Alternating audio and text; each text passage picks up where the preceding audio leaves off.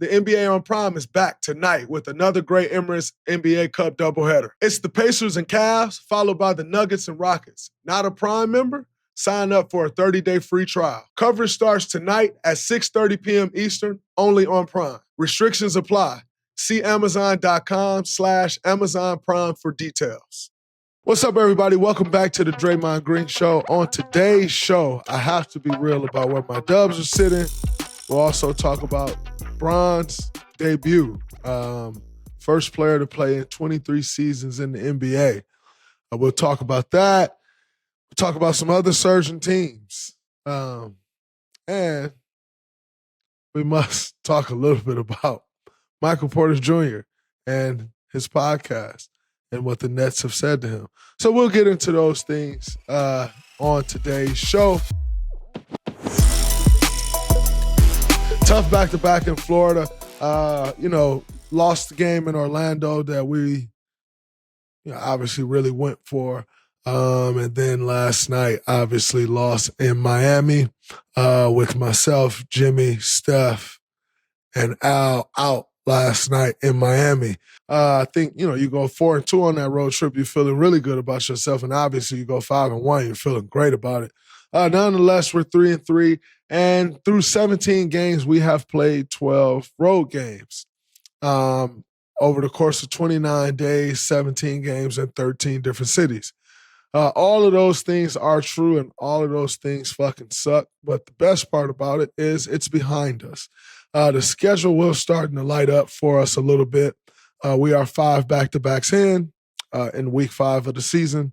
We've pretty much had a back-to-back every week of the season. You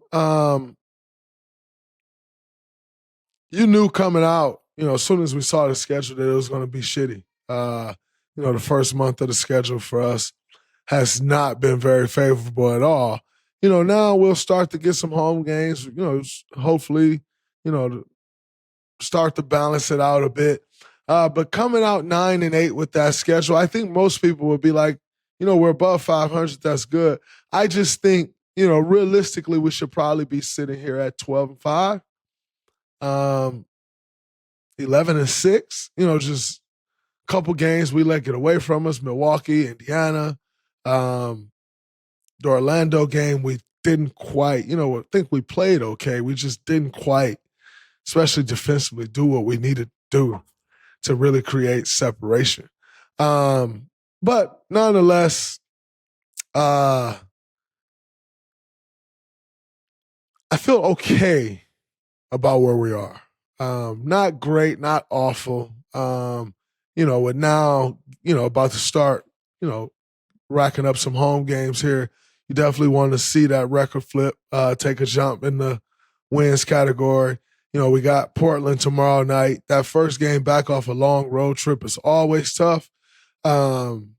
Nonetheless, it's an NBA Cup game, so obviously means a little more than just your typical regular season game. But, Portland took care of us in Portland on the first back-to-back that we had in starting the season off. And so, you obviously want to get back. It's a division game for us, NBA Cup game, all of those things. So, and then, we've lost 2 in a row. Coming back home, you want to right the ship a bit.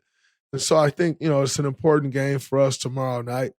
And getting back here today, we got back at 3:30 in the morning last night, but getting back here and having that chance to recover at home, kind of get back in your flow of being back at home, I think will be good for us. We'll have a shoot around tomorrow, which will be good, kind of, run off the rust a little bit, or not necessarily rust, but just long flight.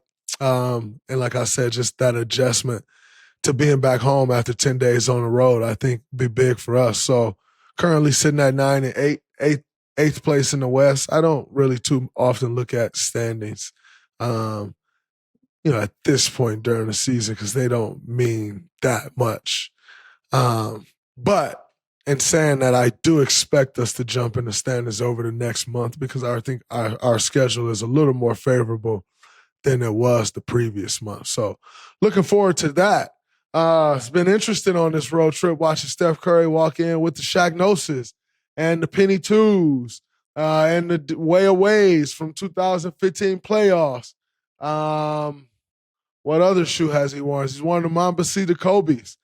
Free agent 30 is on the market. And you know what I'm looking forward to? I want to see Jordan Brand make the blue and gold 13s, or the blue and gold 11s. Let's get Steph some white and gold 11s with the gold pen leather. Like, it makes me think back to when Kobe was a sneaker free agent and he had the purple and gold 7s, and the different white, purple, and gold 7s and different things. And so I am really looking forward to seeing if this is about to get crazy, like it was then. Like, are all the companies about to start making Steph his own PEs and have Steph? I like, come on, Brand Jordan, we need that.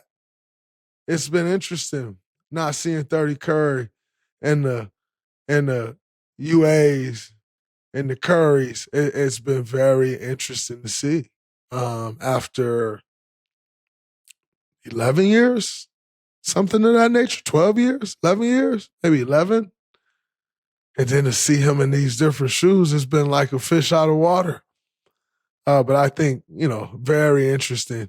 And what's taking place there.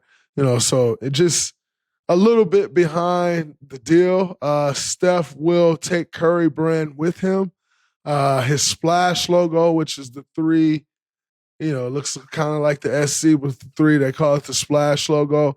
I think Under Armour can promote it and produce it until June, and then they no longer can promote it. And I think they can sell the next run of sneakers. But then that's it. And the brand moves on with Steph. And so, like I said before, I think he has a very interesting opportunity and a blank canvas to pretty much build what he wants. And I think the possibilities are endless in what he will be able to build. So I'm looking forward to just seeing how that's going to play out. I'm sure his meetings will start to pick up. And I don't expect this to be something that's going to take a very long time. Like, Steph is pretty dialed in and, very calculated in what he wants to do. But I think, this can be very big. You ask yourself the question with Cade Cunningham getting a SIG, announcing that he's getting a signature shoe this week, like, where does that leave Steph, if any possibility of going back with Nike? I know it's Steph Curry, and that's kind of a different bucket to play in and a whole different conversation. But interesting stuff in the sneaker space. Can't wait to see how it all goes down. And yeah, so that's interesting. Before we go to break, I must speak on Michael Porter Jr. I haven't said much all year about it, but Michael Porter Jr. had the craziest run of podcasting this summer of anyone I've seen in the podcasting space in a long time, if any time. He did everything from talking about his old team to bringing a couple guys' baby mamas on his platform. Yeah, it was a very interesting, talked about his dating and how he made the girl pay the rent. Like, it was a very interesting space to see Michael Porter Jr. in. I had no idea that was the guy behind the basketball jersey. But it's good to see his personality. Unfortunately for Michael Porter Jr., I think the Nets have kind of put a chill to some of the things that he can say. It seems like once he left Denver, it was like a free-for-all. Like, I can say whatever the hell I want to say right now. And apparently the Nets weren't quite liking that, and they asked him to chill out. And MPJ said, all right, I'm chilling. I'm not going to talk about certain things. Listen, I think, if anything, MPJ, you probably created yourself a lane when you're done. Raunchy sex television. Michael Porter Jr. going to run the field. So I'll be looking forward to hearing what else he has to say. But I did not think it would take this long for the Nets to say stop, but they apparently have said stop now. So we'll see where Michael Porter Jr. goes from there. But nonetheless, it's very fucking entertaining. Coming up next after the break, we'll talk LeBron, the number 1 seed Detroit Pistons, KD and his Rockets, and much more. Back after this. Hey, Draymond here. The NBA on Prime is back tonight with another great Emirates NBA Cup doubleheader. The night starts with Pascal Siakam and the Indiana Pacers meeting Donovan Mitchell and the Cleveland Cavaliers. Then it's down to Texas as Nikola Jokic and the Denver Nuggets get their first look at Kevin Durant and the Houston Rockets. And if you're not a Prime member, that's not a problem. Sign up for a 30-day free trial to get started today. The Pacers and Cavs, the Nuggets and Rockets, man, we got some hoops tonight. Siakam and D. Mitch, that's going to be a battle. Siakam and D. Mitch both play with that edge, so you know that's going to be fun. And down in Houston, Jokic and KD going at it, that's superstar basketball right there. You don't want to miss it. Coverage starts tonight at 6:30 p.m. Eastern, only on Prime. Restrictions apply. See Amazon.com/Amazon Prime for details. And around the association we go. LeBron's debut, season 23, first player ever in the history to play 23 seasons.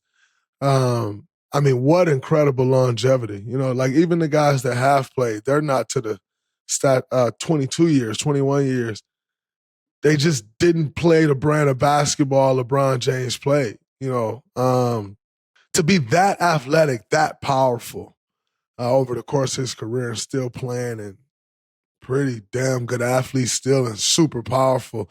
It's just a testament to his hard work. I think he's rewritten the book of longevity and what longevity means in the NBA. You know, along all the other great things that he's done in this league. Like, he's extended what's looked at as a prime of an NBA career. You know, to the point to where Steph Curry at 37, turning 38 this year, people are still saying like, yo, he's still in his prime. You know, we hadn't quite seen that up until Bron. You know, and now Steph right on the tail, right on his tail, doing it the same thing. But man, you're 23 and still playing at this level, still having the ability to start. And you know, I think one interesting thing that comes of Bron missing the first 14 games of the season is he can only miss 3 more games and still make the All-NBA team. And Bron has made an All-NBA team each of the last 21 seasons. And so you're talking one of the most incredible streaks in NBA history that's kind of in flux right now, kind of can be broken and more than likely will be broken, because I can't imagine the Lakers are going to play LeBron in all the back-to-backs. And so just with only 3 games allowed left to miss, it seems as if we're going to see the end of one of the greatest streaks in NBA history approaching this year. Now, if Bron say, fuck that, I'm going to get my All-NBA team and play quick math. He has they've played 15 games, meaning they have 67 left. So he need to play 63 of the next 66 games. If he goes and does that, I think that would be insane. But it would also be a testament to who he is. I wouldn't be shocked if he actually went for it. It wouldn't shock me at all. I don't quite see them going for it, but it would not shock me. But he comes back in an interesting space where Luka Doncic is playing incredible basketball, MVP caliber level basketball. Cerise is playing all-star level basketball. And the resurgence of DeAndre Ayton, who's playing really good basketball, and now you got Bron coming in. I found it very funny that a lot of people say, oh, man, what role will he play? As if Bron has ever struggled to play with anybody. Like, outside of like complete losers, I don't think LeBron James has ever struggled to play with anyone. And just to hear all the talking heads say, oh, man, what role is he going to play? He's not going to be, like, I've just never seen it be an issue. And quite frankly, I don't think it's going to be an issue now. He can kind of fit in wherever he needs to, wherever he wants. But more importantly, I just want to say congratulations on year 23, man. Absolutely incredible. Giving everybody something to strive for. And I'll be honest, I don't strive to play 23 years, but I do strive to play a few good more. And when you look at what he's doing, you look at what Steph doing, they've laid the blueprint. And all you got to do is follow it. You ain't got to KD as well. You ain't got to, you know, and the longevity that K's had, you don't have to reinvent the wheel. You just have to follow it.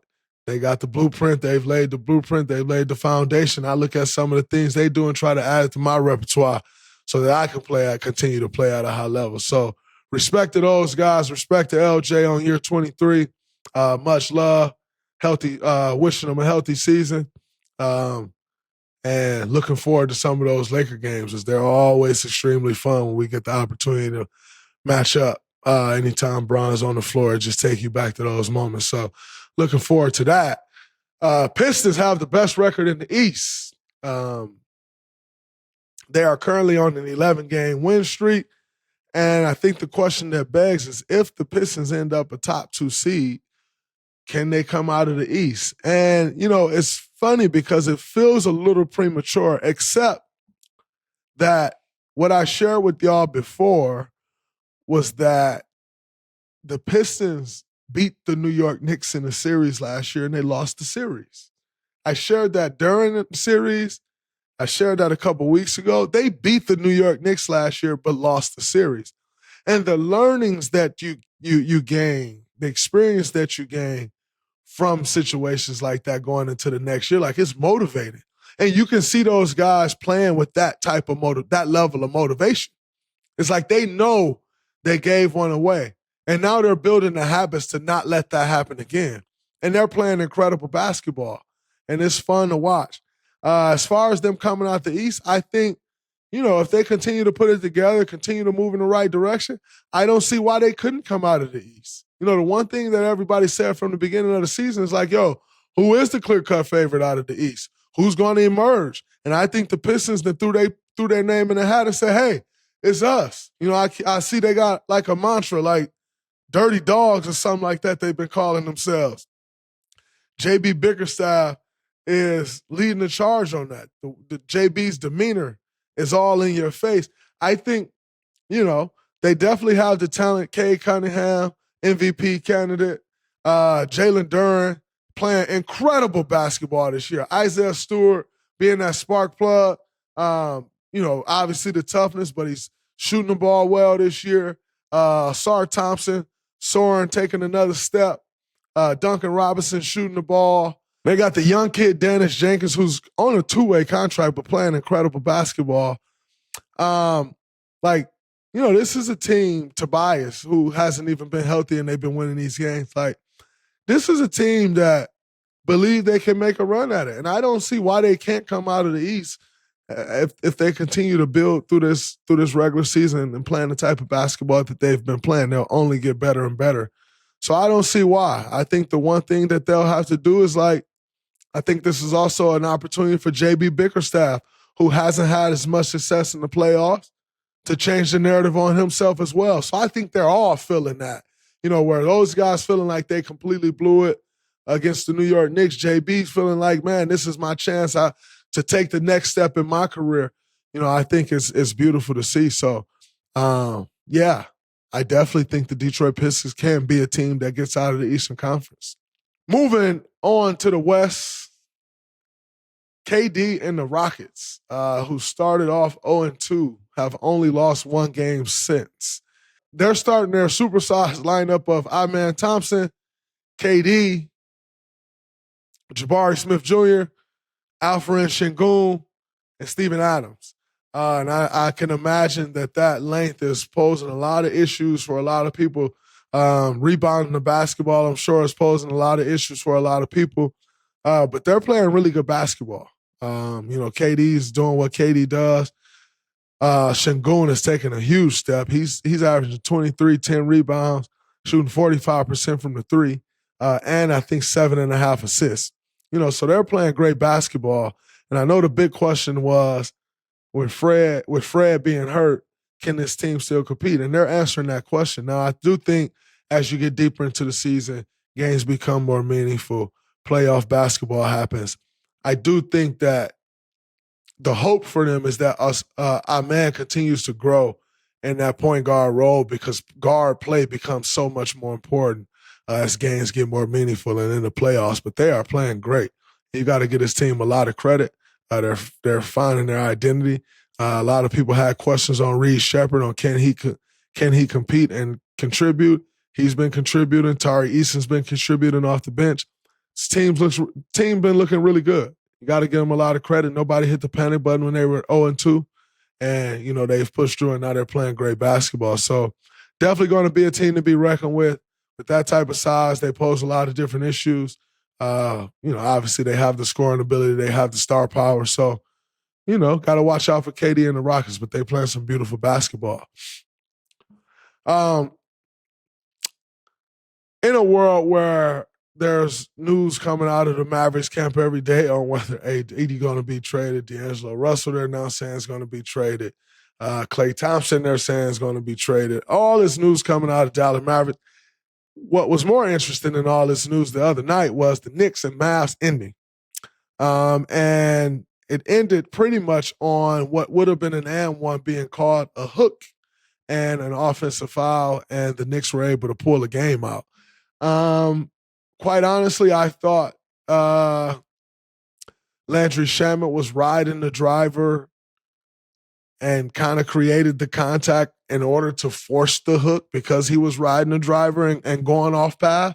And so I thought the first foul, I didn't see the L2M last 2 minute report, but I thought the first foul actually should have been called, as opposed to the hook. Like, you got to get the first foul, even if you say, all right, the basket don't count because of the hook.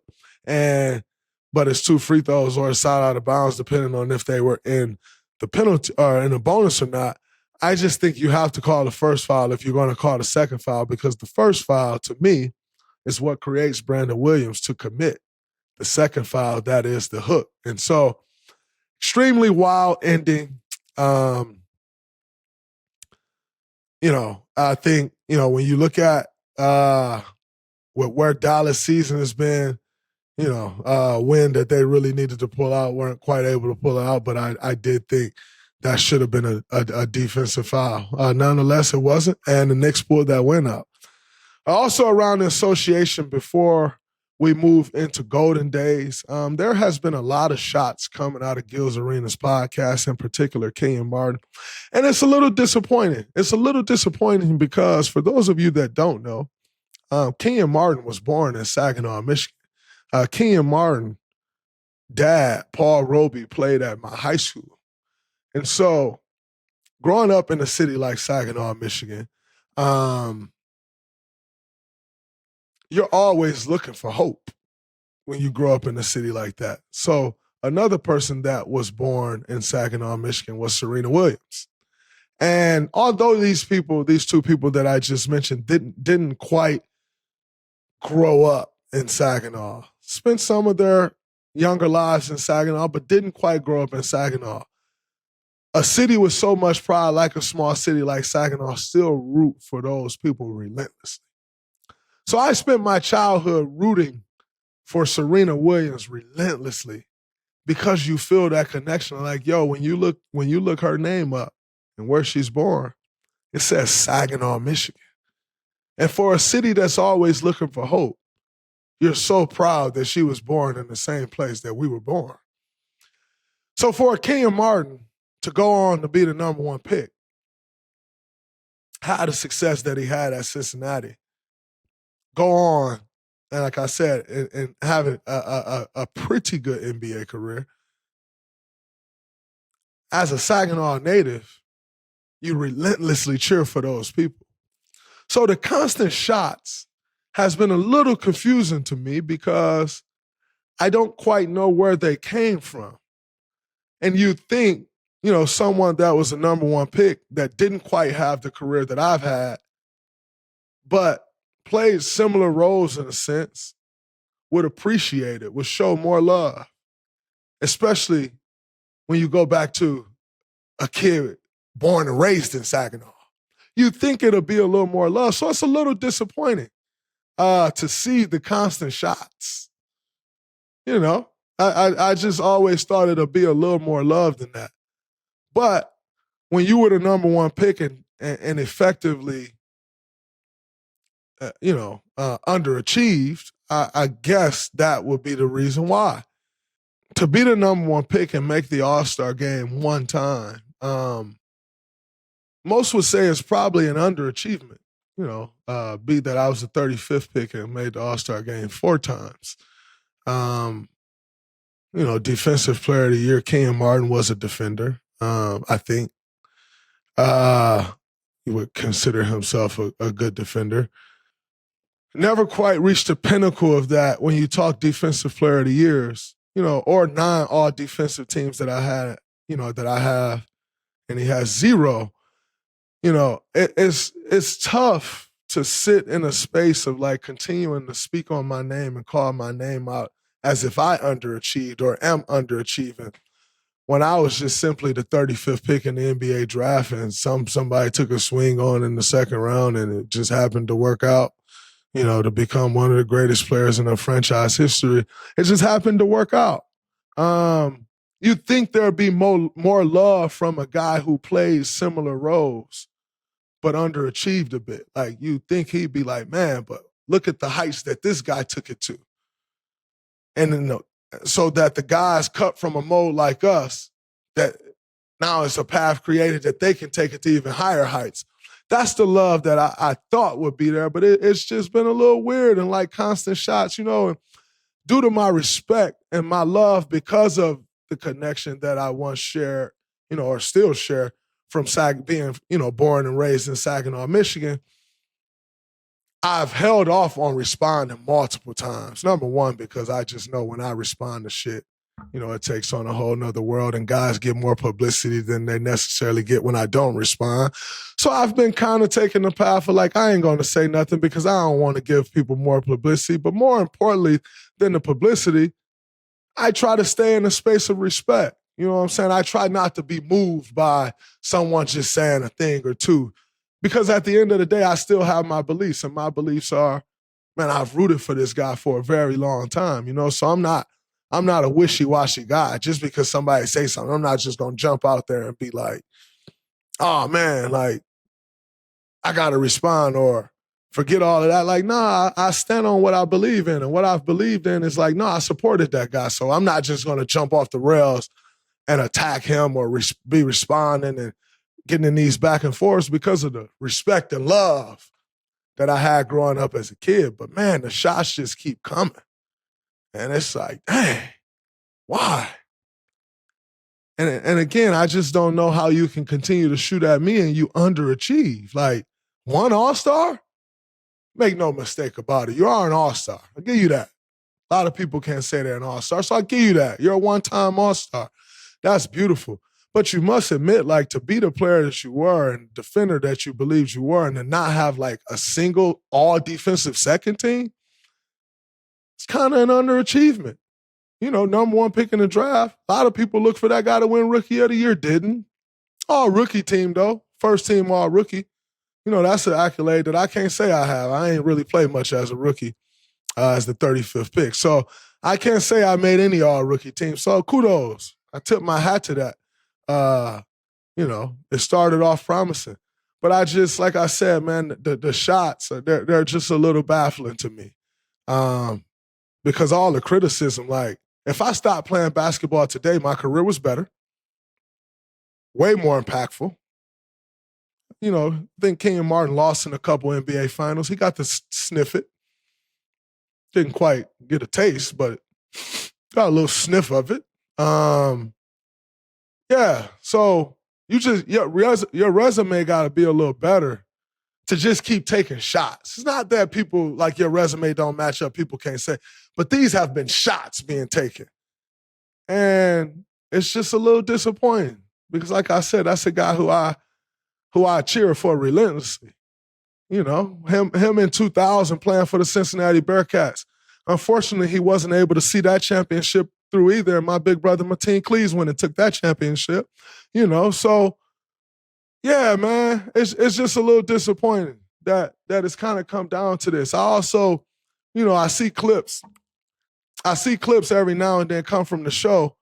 And in particular, I see Kenyon Martin try to attack Nick Young about his NBA championship.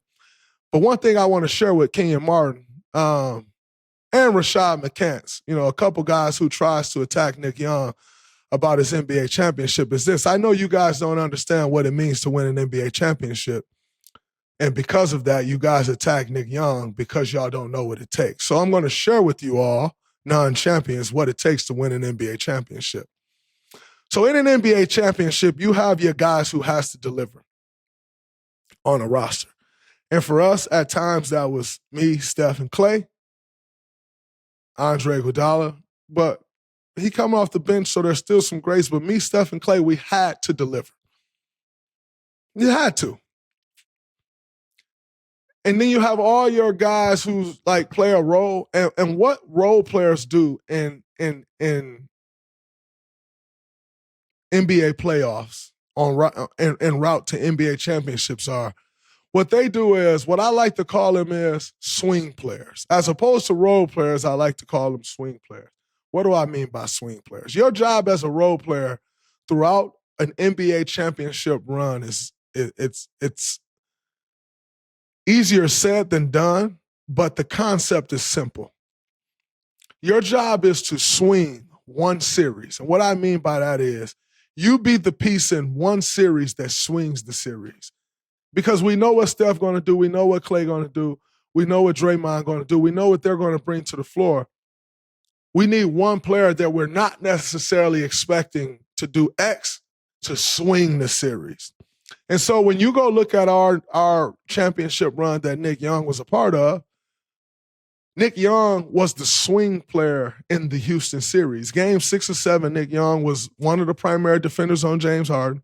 Nick Young hit big threes. He swung the series for us.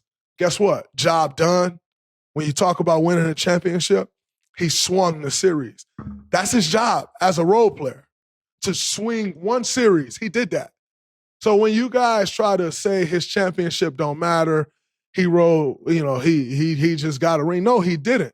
What he did was swing a series, but because you guys never won a championship, you don't quite understand that concept. So as a 4-time champion, I'm here to share with you guys that effectively underachieved of what it means for a role player to help contribute to an NBA championship. So I hope to not see more clips of you guys trying to shit on Swaggy and say his ring meant nothing and he did nothing for it. What he did was what you need a role player to do. What the New Jersey Nets needed Kenyon Martin to do. They needed you to swing the series, but you couldn't swing the series, so y'all lost. Y'all got smacked.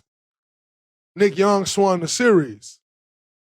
So as opposed to shitting on Nick Young, the NBA champion that you kind of can't do, understand a little bit of what he did, and maybe you can help the next generation swing a series.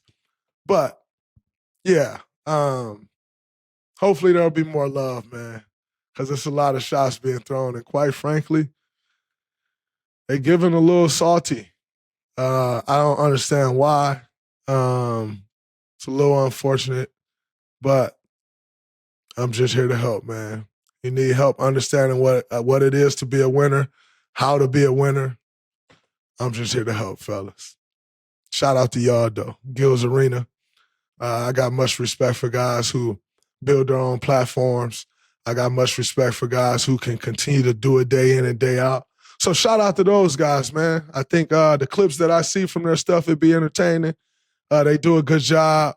They're creating, they're building, So shout out to them on Gills Arena. Much love.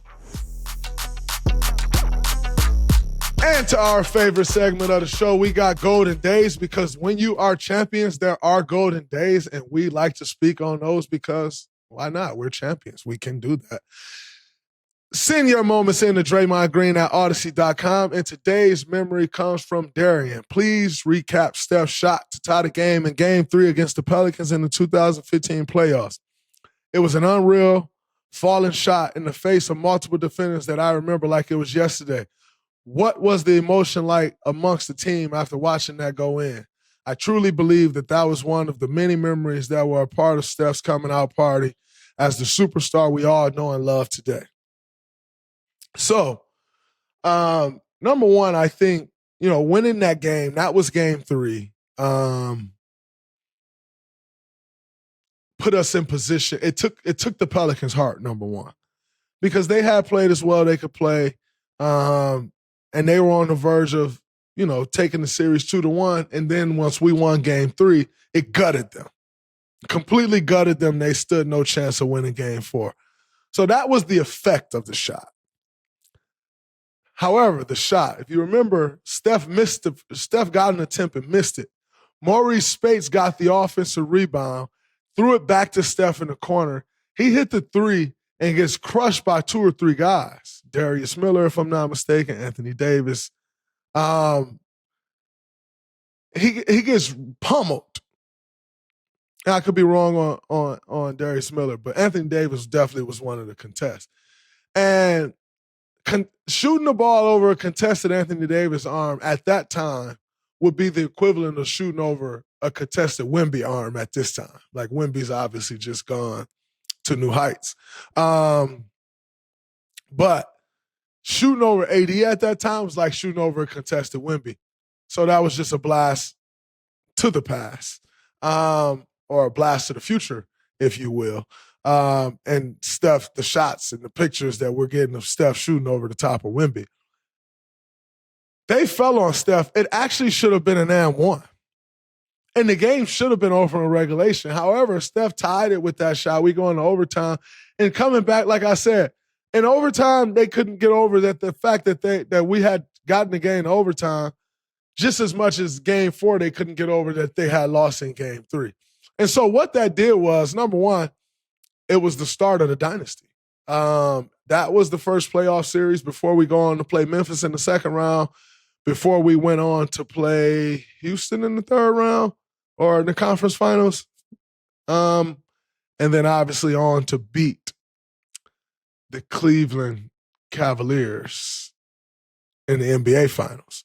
But that moment, like, you're sitting there watching it, you're like, oh my God, like, I can't believe he hit this shot. But then I'm yelling like, yo, that's a foul. Like, he got crushed.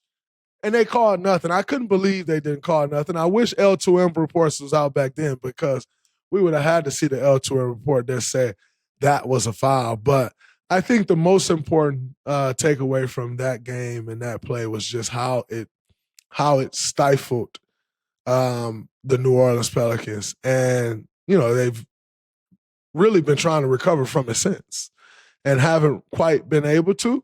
But, you had these moments with organizations on where you feel like, man, like we don't own that organization, but like we got some mind control over that organization. And I think that play and that game on that playoff run kind of set the tempo for where the organizations, both of them, stand today. And I remember that like it was yesterday. And I still remember standing there yelling for a foul. So, yeah, that's it. That's it, Darian. That is the shot that kind of started it all. And the rest is history. I appreciate you for that Golden Days memory, because it just takes you back to like the beginning of it. You go through these and you win these championships. The thing that we talk about most is the journey through. Oh, man, you remember that game? Or you remember we went to dinner this night and because this was going on, like we need to free our minds. Like, you talk about the journey through it more than anything. And so I appreciate you taking me on this journey with you, Darian, and allowing me to take you on the journey with me. As always, you want your memory on Golden Days to be spoke on the Draymond Green Show? Do not forget to drop your memory at DraymondGreen@Odyssey.com. Man, what a fun show. Appreciate you all for tuning in, as always, to the Draymond Green Show. Until next time, deuces. If you're rocking with the Draymond Green Show, be sure to click follow on your favorite podcast app. And while you're there, go ahead and drop a 5-star rating and leave a review. I want to hear what you think, and it would also mean a ton to me if you share it with a friend that you think would enjoy it. Let's keep this thing growing. The Draymond Green Show is presented by Odyssey and executive produced in conjunction with the New Media. Our executive producers are Leah Reese-Dennis, Danny Freisinger, and Greg Hosmer.